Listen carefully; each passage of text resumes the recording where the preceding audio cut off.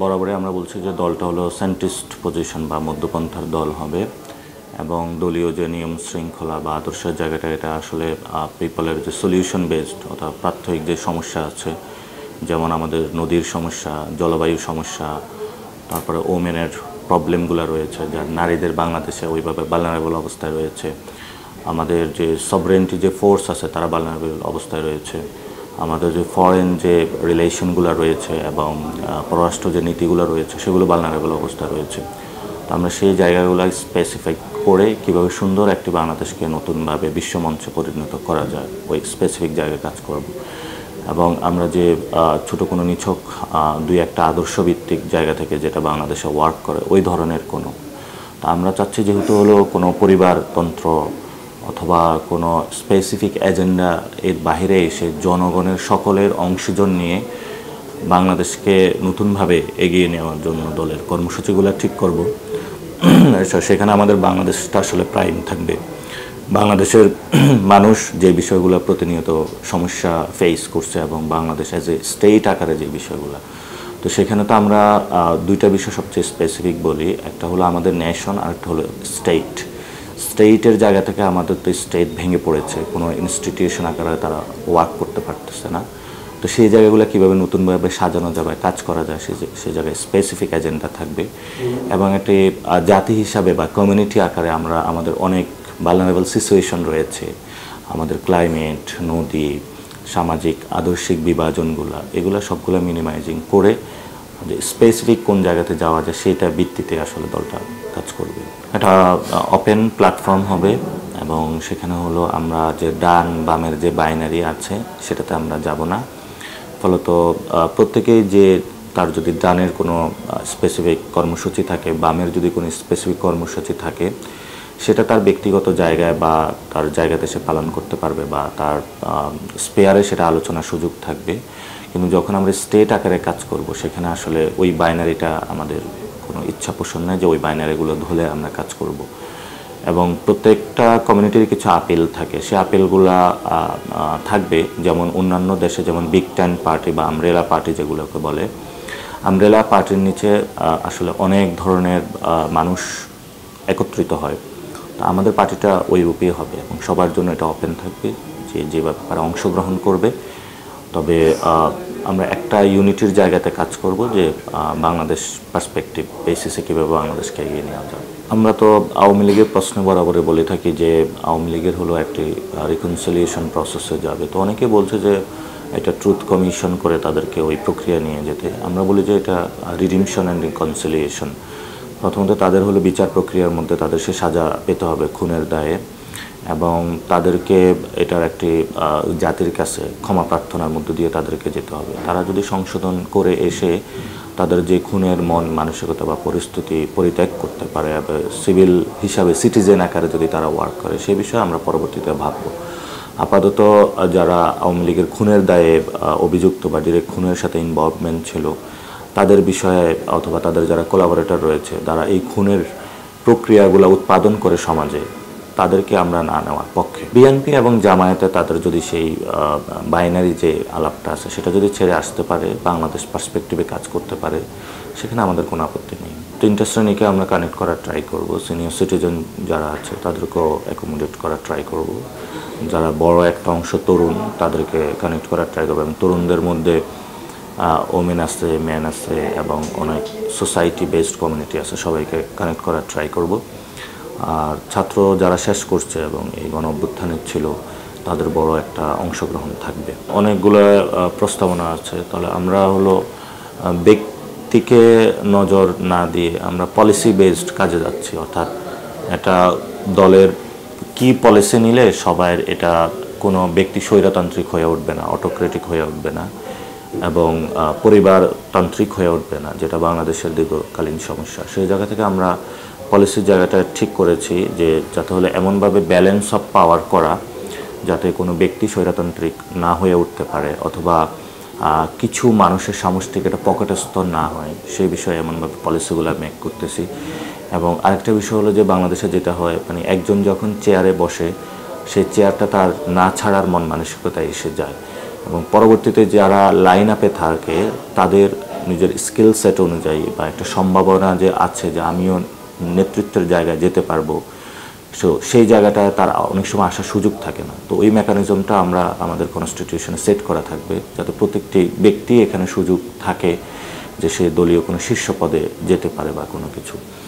এবং আমরা সাথে সাথে এটাও বলি যে আমাদের বাংলাদেশের ঢাকা বেসড একটা, সবগুলো দলে ঢাকা বেসড হয়ে যাচ্ছে। তো আমরা এই ক্ষেত্রে হলো যারা আঞ্চলিক যে শক্তিগুলো রয়েছে, যে সিলেট, রংপুর, বরিশাল, সেই জায়গা থেকে নেতৃত্বের পর্যায়ে যাতে মানুষকে উঠিয়ে নিয়ে আসা যায়, সেই জায়গাটাও আমরা পলিসিতে রাখবো। এবং আমরা বরাবরই বলে থাকি যে যেহেতু আমরা দায় এবং দরদের রাজনীতি করি, তো ফলত আমাদের কাছে এই পোস্টগুলো দলীয় যেটা, এটা হলো আমাদের একটা রেসপন্সিবিলিটির জায়গা বা দায়িত্বের জায়গা। তো যারাই আসবে তাদের স্পেসিফিক মানে যে কাজের এরিয়া, কিভাবে সে সমাজে তার দায়িত্বটা নিবে, সেই স্পেসিফিক এরিয়া থাকবে, দায়িত্বের জায়গা থেকে তাকে কাজ করার আমরা পলিসিতে যাচ্ছি। ফলত এটা কোনো লাক্সারি, কোনো স্যুট হবে না যেখানে বসে সে এনজয় করবে বা কোনো কিছু। এবং আমরা কোনো একক লিডারশিপ সমাজে প্রতিষ্ঠা না করে, মানে কালেকটিভ লিডারশিপ, যেমন একটা বিগ আমব্রেলা পার্টি হবে তেমনি একটি কালেকটিভ লিডারশিপ পলিসিতে যাচ্ছি। এটা অনেক দেশেরই আছে, আমরা মিক্সড করার ট্রাই করতেছি, কারণ অনেক দেশে আছে যে অনেক ধরনের প্রেসিডিয়াম থাকে, মানে একজন প্রেসিডেন্ট না হয়ে অনেকের সমষ্টি প্রেসিডিয়াম, ফলত কোনো একক ব্যক্তির যে সিদ্ধান্ত সেটা না হয়ে অনেকগুলো কালেকটিভ কমিউনিটি বেসড বা মানুষের চিন্তার সমষ্টি হয়ে কোনো সিদ্ধান্তের দিকে যাওয়া হয়, ফলত ওই সিদ্ধান্তটা অনেক ক্ষেত্রে সঠিক হওয়ার সম্ভাবনা থাকে, ফলত আমরা ওই দিকে যাওয়ার চেষ্টা করছি। এবং আমরা এই বিষয়টা চেষ্টা করছি যাতে হলো ওমেন লিডারশিপটা স্পেসিফিক জায়গায় থাকতে পারে, কারণ ডিসিশন মেকিংয়ে যদি ওমেনরা না থাকে তাহলে আসলে সমাজের যে আমাদের বর্তমান যে পরিস্থিতিতে, এটা আসলে বাংলাদেশকে ওই কাঙ্ক্ষিত যে স্থান সেখানে নিয়ে যাওয়া সম্ভব হবে না। এই জন্য হলো ডিসিশন মেকিংয়ের বডিতে আমরা ওমেন রিপ্রেজেন্টেশন এবং সমাজের যারা অন্যান্য অংশ আছে যারা অনেক দিন ধরে ডিপ্রাইভড ফিল করছেন তাদেরকেও নিয়ে আসার চেষ্টা করব। ফান্ডিংয়ের ক্ষেত্রে আমরা এটা, ফান্ডিংটা আসলে ডিপেন্ড করে বাংলাদেশের বিজনেস এবং ইকোনমিক যে পলিসি, এটার ক্ষেত্রে আসলে দলগুলো, তো আমরা অনেকগুলো দেশের যেটা স্টাডি করেছি, স্টেট থেকে যদি এটাতে ইনিশিয়েটিভ নেওয়া হয় তাহলে দলগুলো অনেক রাইট ট্র্যাকে থাকে। কিন্তু বাংলাদেশের এই পলিটিক্যাল ফাইন্যান্সিং ইন্ডাস্ট্রিটা এখনও গুছানো হয় নাই। তো আমরা সাউথ এশিয়ার যে অন্যান্য পার্টিগুলো তারা যেভাবে করে এবং ওয়ার্ল্ডের যে পার্টিগুলো সেগুলো অনেক স্টাডি করেছিলাম, তারা অনেক ক্ষেত্রে এখানে অগ্রসর হতে পেরেছে। তো সেক্ষেত্রে আমরা বলি যে আমাদের যদি ইকোনমিক পলিসি বাংলাদেশে যেটা হয়, এমন কোনো দল যারা অলিগার্ক না, মানে যারা বাংলাদেশের মানুষের পক্ষে কাজ করে এবং তাদের যে উৎপাদিত সম্পদ সেটা আরও সমভাবে বাংলাদেশের মানুষের মধ্যেই বন্টন করে শ্রমিকদের মধ্যে এবং বিদেশে টাকা পাচার করে না, তাদের ক্ষেত্রে আমরা পলিসিতে রাখবো তাদেরকে। এবং যারা এসএমই বিজনেস করে, যারা দীর্ঘদিন বঞ্চিত ছিল সিস্টেমের এই জ্ঞানাকলে, ফলত আমরা তাদেরকে উঠানোরও চেষ্টা করব এবং তাদের সাথেও আমাদের একটা কোলাবোরেশন থাকবে যাতে স্পেসিফিক। এবং আমরা এটাও বলে থাকি যে ব্যবসায়ী গ্রুপ বা বাংলাদেশের পক্ষে কাজ করবে তাদের সাথে আমরা কীভাবে আরও দীর্ঘ সময়কালীন ধরে একটি সম্পর্কের ভিত্তিতে কাজ করতে পারি, সেটা একটা বিষয়।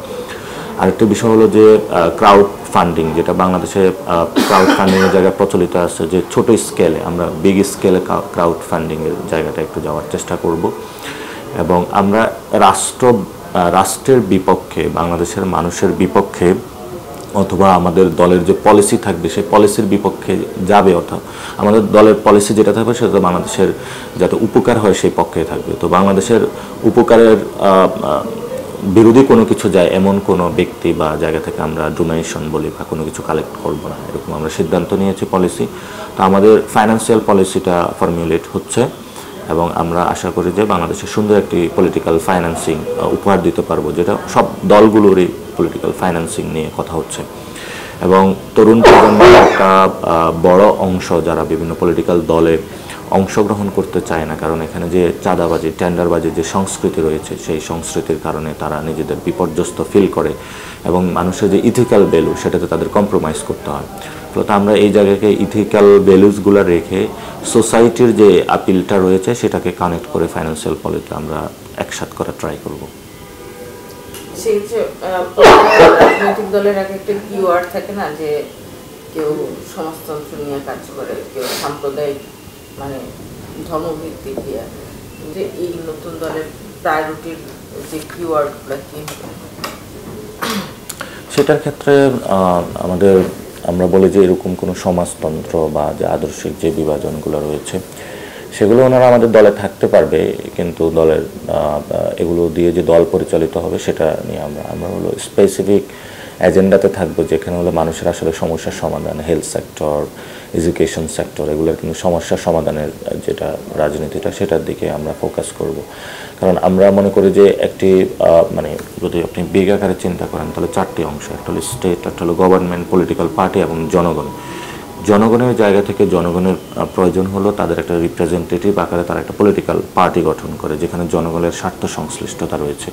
তো বর্তমানে বাংলাদেশের যে জনগণ রয়েছে তাদের হলো পেটে ভাত নাই, যেটার কারণে তারা গণঅভ্যুত্থানে নেমে এসেছিল।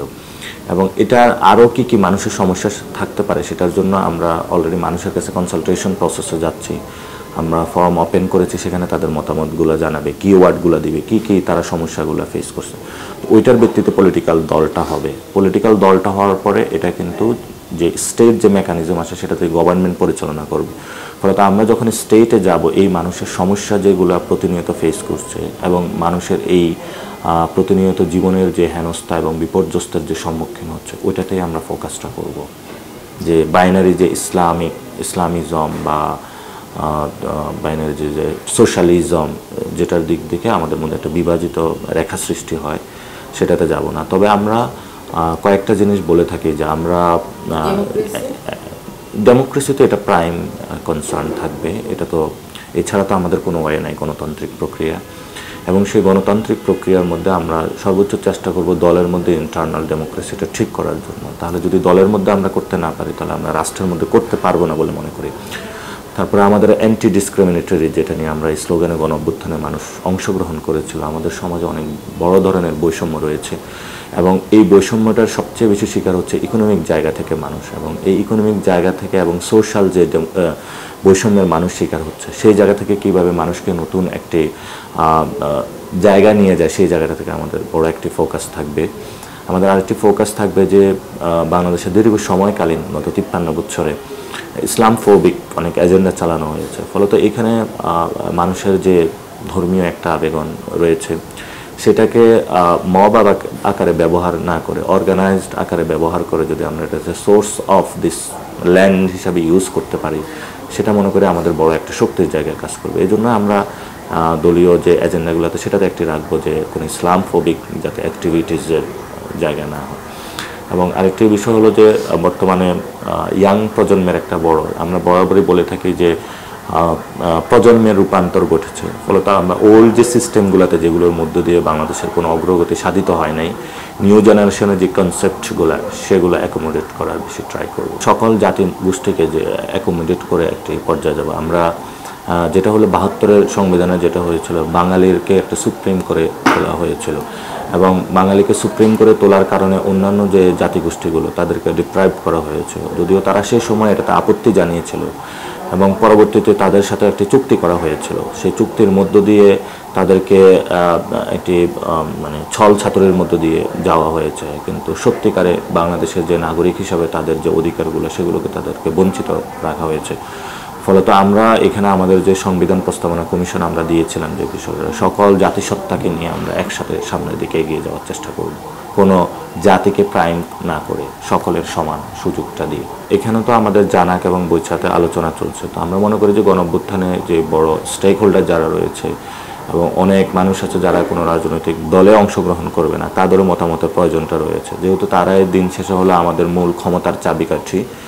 তো তাদের কাছে আমরা হলো অনলাইনেও যাচ্ছি, অফলাইনেও যাচ্ছি, তারা যে কিওয়ার্ড বেসিসগুলো দিবে সেখানেই আমরা ইয়ে করবো। এবং আমরা মোর ফোকাস রাখছি যে আমাদের সিটিজেন বেসড যে নাগরিক যে অধিকারের বিষয়গুলো, এবং সিটিজেন আকারে যে স্টেট আমার কতটুকু করবো। যদিও এটা নিয়ে অনেক কথা আছে যে বাংলাদেশ আসলে এখনও সিটিজেন বেসড কান্ট্রি হয়ে উঠেছে কিনা, কিন্তু আমরা মনে করি যে ওই প্রক্রিয়াটা আমাদের সামনে যেতে হবে।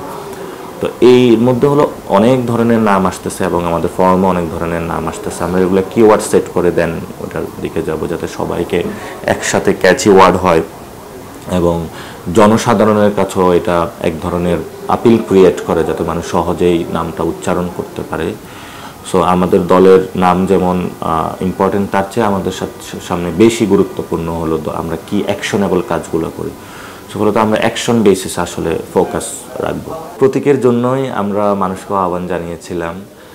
অনেক ধরনেরই কথা আসতেছে যে প্রতীক কি হবে, তো সেখানে অনেক প্রতীক আসতেছে। সেগুলো যখন আমাদের কাছে আসবে এবং আমরা একটা ফাইনাল সলিউশনে যাব, সেটা আমরা ভোটিং একটা প্রসেসের মধ্যে যাব। আমরা ডেটা শিট ওপেন করে দিব যে আমাদের কাছে কি প্রস্তাবনা এসেছে, সেখান থেকে যে প্রক্রিয়ার মধ্যে দিয়ে যেটা সবচেয়ে বেশি ভোট পাবে জনগণের মধ্যে দিয়ে, সেটার মধ্যে দিয়ে আমরা যাব। আমাদের দলটা 15 থেকে 28 ফেব্রুয়ারি এর মধ্যে আসতে পারে। আমরা দল আসার পরে আমরা ইলেকশনটা এখনো মাথায় নেই। আমাদের প্রথমত হলো আমরা মানুষের কাছে যেতে হবে। মানুষ গণ আন্দোলনে এসেছিল, আমরা মানুষের বাসায় এখনো সবার বাসায় যেতে পারিনি। ফলত দল ঘোষণার পরে আমাদের প্রথম যে এজেন্ডাটা হবে সেটা হলো মানুষের কাছে যাওয়া, গ্রামে গ্রামে যাওয়া, এটা এজেন্ডায় থাকবে। সো আমরা মনে করি যে মানুষ যদি চায় তাহলে এই যে নিবন্ধন বা প্রতীক এগুলো বড় সমস্যা আমাদেরকে সৃষ্টি করবে না, এবং মানুষের চাওয়ার ভিত্তিতে যে কোনো জায়গায় আমরা যেতে পারবো বলে আশা করি। আরেকটা প্রক্রিয়া থাকবে যে ইন্টারন্যাশনাল এবং দেশি যে বিভিন্ন ফোরামগুলো রয়েছে সেখানের সাথেও আমাদের কানেকশন বিল্ডিংয়ের একটি কাজ থাকবে। আমরা একটি ফোর্স আমাদের কাজ করবে গ্রাম, পাড়া, মহল্লায়, এবং মানুষের সাথে তারা পরিচিত হবে। ওইখান থেকে যে ভয়েসটা আসবে আমাদের সেন্ট্রাল অফিসে, সেটার মধ্যে দিয়ে আমরা ইন্টারন্যাশনাল ফোরাম বা বাংলাদেশের যে ফোরামগুলো রয়েছে সেগুলোর সাথে আমরা কানেক্ট করব। দল ঘোষণার পরে এই দুইটা কাজে বেশি আমরা মনোনিবেশ করব, কারণ মানুষের আসলে যে সমস্যা, সেই সমস্যাগুলোকে ডিপ আকারে ফাইন্ড আউট করতে হবে আমার, এবং সেগুলোই আসলে একটা ধরে আমাদের কাজের মধ্য দিয়ে আমরা সামনে যাব। এই দল তো সামনে ইলেকশনে অংশগ্রহণ করবে, কিন্তু এটা তো আসলে জনগণের উপরে ডিপেন্ড করতেছে, এবং আমরা যদি জনগণের কাছে যাই, জনগণ যদি আমাদেরকে অ্যাকসেপ্ট করে, তাহলেই তো আসলে ইলেকশন প্রক্রিয়ার মধ্য দিয়ে আমরা যেতে পারবো। এখন জনগণ যদি এটাকে অ্যাকসেপ্ট না করে, তাহলে তো আমরা ওই প্রক্রিয়া, ইলেকশন অথবা অন্য কোনো প্রক্রিয়া চিন্তা করে লাভ নেই। আমাদের যে একটা মানুষ আমাদেরকে আহ্বান জানাইছে যে আপনারা গণতান্ত্রিক প্রক্রিয়া যান, এবং আমরাও মনে করি আর কোনো রক্তপাত আমরা চাই না দেশে। তো সেখান থেকে তো গণতান্ত্রিক প্রক্রিয়া একটি দল গঠন করতে হয়, সেই প্রক্রিয়ার মধ্য দিয়ে যাচ্ছি, এবং সেখানে জনগণ আমাদেরকে যে প্লেস করে দিবে, সেই প্লেসের মধ্য দিয়ে তখন আমরা ইলেকশন প্রক্রিয়া বা তাদের যে আপিলটা বোঝার চেষ্টার মধ্য দিয়ে যেতে পারবো বলে আশা করি। প্রথমত আমাদের যে রাজনৈতিক দলে কেউ উপদেষ্টা থেকে রাজনৈতিক দলে অংশগ্রহণের সুযোগ নেই। সো আমাদের যেহেতু এটা ওপেন প্ল্যাটফর্ম, যারা উপদেষ্টা মণ্ডলীতে রয়েছেন যে কেউ এখানে যদি সেই তার পদ থেকে পদত্যাগ করে, তাহলে ওনার এখানে অ্যাজ এ সিটিজেন আকারে আসার সুযোগ থাকবে। এবং আমরা দলের যে আছে সেটাতে হলো সিনিয়র সিটিজেনদেরকে রাখার চেষ্টা করব, ডিসিশন মেকিংয়ে নারীদেরকে রাখার চেষ্টা করব, এবং আমাদের এখানে ইয়াংদেরকেও রাখার চেষ্টা করব, এবং যারা ছাত্রত্ব শেষ করেছে তাদেরকেও রাখার চেষ্টা করব। এখন বৈষম্যের এখান থেকেও কেউ আসতে পারে, নাগরিক কমিটি থেকেও আসতে পারে, কিন্তু আমরা মনে করি যে বড় একটি অংশ বা সোসাইটিতে এখনও আছে যারা এই রাজনৈতিক দল, গণ অভ্যুত্থান একটা প্রক্রিয়া যেটার মধ্যে দিয়ে আন্দোলন প্রক্রিয়ার মধ্যে দেখে যেতে হয়, রাজনৈতিক দল আরেকটা প্রক্রিয়া। ফলত এই প্রক্রিয়াটা ফুলি নিউ ইনিশিয়েটিভ হবে, যে প্রক্রিয়ার মধ্যে বাহির থেকেও অনেকে আসবে, জানাক থেকেও যাবে এবং বৈষম্য থেকেও যাবে অনেকে। স্পেসিফিক যে নামগুলো আমরা এখনো সিলেকশন বা সিদ্ধান্তে পৌঁছে নাই, এগুলো আসলে একটা বাস ক্রিয়েট করা হচ্ছে বিভিন্ন জায়গা থেকে, কিন্তু এই পর্যন্ত আমাদের মধ্যে কোনো কোনো স্পেসিফিক কয়েকজন ব্যক্তি এই বিষয়ে কোনো সিদ্ধান্ত হয় না। আমরা মনে করি যে এখানে 2 অথবা 3 জন অথবা কয়েকজন ব্যক্তির মধ্যে যদি এটা সীমাবদ্ধ করা হয়, তাহলে একজন লোক কেন মনে করবে যে আমি রাজনৈতিক দলে জয়েন করব? ফলত তারও তো একটা মনের মধ্যে অথবা আকাঙ্ক্ষা থাকতে পারে, বা বাংলাদেশের সকল সিটিজেনের, যে আমিও লিডারশিপে আসতে চাই। সো ফলত ওই জায়গাটায় আমরা একটা যোগ্যতায় বিশ্বাসযোগ্য জায়গায় নিয়ে আসতে হবে, যাতে সবারই এই ধরনের প্রক্রিয়াটা সেটা যেতে পারে। সো আমরা এই পর্যন্ত যেহেতু সিদ্ধান্তে পৌঁছে নাই, বিভিন্ন পত্রিকা বা বিভিন্ন জায়গায় বাস ক্রিয়েট করার ট্রাই করা হচ্ছে, এবং অনেক ক্ষেত্রেই এটা মনে করি যে আমরা যখন ওই যে উপদেষ্টাদের যখন ঘটনা হচ্ছিল, অনেক ধরনের এরকম বাস ক্রিয়েট করা হয়েছিল। ফাইনালি তো আমরা দেখেছিলাম কারা হয়েছিল। এখানেও অনেক ধরনের বাস ক্রিয়েট করা হচ্ছে। সো আশা করি যে যখন আসবে তখন সবাই দেখতে পাবে, তবে এখন কোনো সিদ্ধান্ত হয়নি। প্রথমত হলো দলটার যে রাজনৈতিক আপিল, এটা তো অনেক আগে হয়ে গিয়েছিল, 4 তারিখ, 5 তারিখ, 3 তারিখে যদি আপনি তাকান। এই সময় অনেক মানুষ আমাদেরকে বলেছে যে দল গঠন করার জন্য, এবং এটার মধ্যে দিয়ে কিন্তু আমরা জনগণের মধ্যে কাজ করছি এবং এখানে কোনো উপদেষ্টারা এসে আমাদের দলীয় সদস্য হয়েছেন বা স্টেটের কোনো অর্গান আমাদের সাথে কাজ করতেছেন, বিষয়টা এমন না। তবে আমরা জনগণের মধ্যে আছি এবং আপনারা যখন আমাদের যারা মাঠ পর্যায়ে কাজ করতেছে তাদের কাছে যাবেন, তারা কি বিপর্যস্ত অবস্থায় রয়েছে আপনারা একটু সরেজমিনে দেখতে পারবেন। অর্থাৎ কিংস পার্টি যখন যেটা বলা হয়ে থাকে সেটা তো আসলে অর্থনৈতিক সাপোর্ট থাকে, তারপরে ডিপ স্টেটের সাপোর্ট থাকে। তো আপনারা যখন বিএনপি তো জনসাধারণের মাঝে রয়েছে, তারাও ওইখানে জিজ্ঞেস করছে তারা কী ধরনের ডিপ স্টেটের সাপোর্ট পাচ্ছে।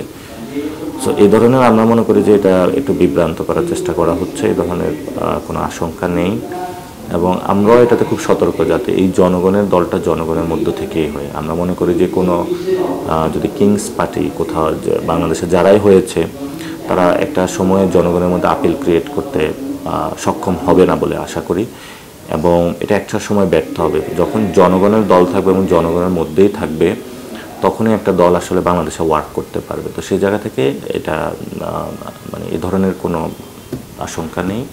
আমরা একদম জনগণের মধ্যে থেকে জনগণ থেকে দলটা গঠন করব। আমরা মানুষ দেখেছি গত 53 বছরে যে দলগুলো আছে এবং এই গণ অভ্যুত্থানের মধ্য দিয়ে তারা কিন্তু ব্যর্থ হয়েছে এবং ব্যর্থতার জায়গায় থেকে কিন্তু ছাত্রদের উপর একটা বড় দায়িত্ব এসে পড়েছে। ফলত তাদের স্টাডি রুম থেকে বের হয়ে এসে গণ অভ্যুত্থান এবং রক্তের একটা প্রক্রিয়াতে তাদেরকে যেতে হয়েছে এবং সেই জায়গা থেকে আমরা মনে করি যে এই গণ অভ্যুত্থানের আগে এই ধরনের যে দলীয় যে প্রতিষ্ঠানগুলা সেগুলো ধসে পড়েছে। তো নতুন করে একটি দলের আমরা মনে করি এই বর্তমান সময়ে প্রজন্মের একটি দল প্রয়োজন।